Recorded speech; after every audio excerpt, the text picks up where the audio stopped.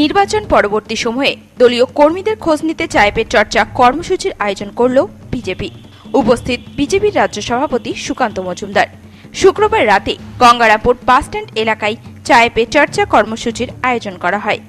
এদিনের এই কর্মসূচি থেকে দলীয় কর্মীদের খোঁজখবর নেন বিজেপির রাজ্য সভাপতি সুকান্ত মজুমদার। পাশাপাশি লোকসভা নির্বাচনে বিপুল ভোটে জয়যুক্ত হতে চলেছে বিজেপি, এমনটাও জানান তিনি। প্রসঙ্গত গত ২৬শে এপ্রিল বালুরঘাট লোকসভা কেন্দ্রে সম্পন্ন হয়েছে নির্বাচন পরবর্তী সময়ে গঙ্গারামপুরের দলীয় কর্মীদের খোঁজখবর নিতে শুক্রবার রাতে চায় পে চর্চা কর্মসূচির আয়োজন করল ভারতীয় জনতা পার্টি। এ বিষয়ে বিজেপি রাজ্য সভাপতি সুকান্ত মজুমদার জানান,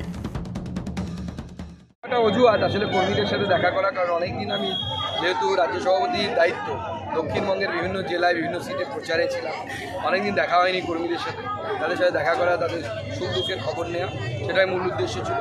আজকে গঙ্গারামপুরে আমরা একটা চায় পে চর্চা রেখেছিলাম, সেখানে গঙ্গারামপুরের বিধায়ক শ্রী সত্যেন্দ্রনাথ রায়, আমাদের জেলা সভাপতি শ্রী স্বরূপ চৌধুরী সহ সমগ্র নেতৃত্ব এবং মণ্ডলের যারা নেতা এবং এই টাউনের যারা নেতা তারাও উপস্থিত ছিলেন। বিজেপি সিঙ্গেল লার্জেস্ট পার্টি হচ্ছে এবং এরপরে বিজেপি নবান্নে বিজেপির পতাকা উঠবে। গঙ্গারামপুর থেকে বিশেষ প্রতিবেদন, নিউজ টুডে।